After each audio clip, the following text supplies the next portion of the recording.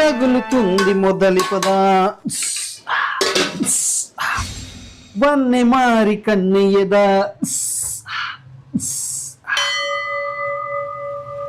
ఏందే ముఖం అట్లా మాడిపోయింది?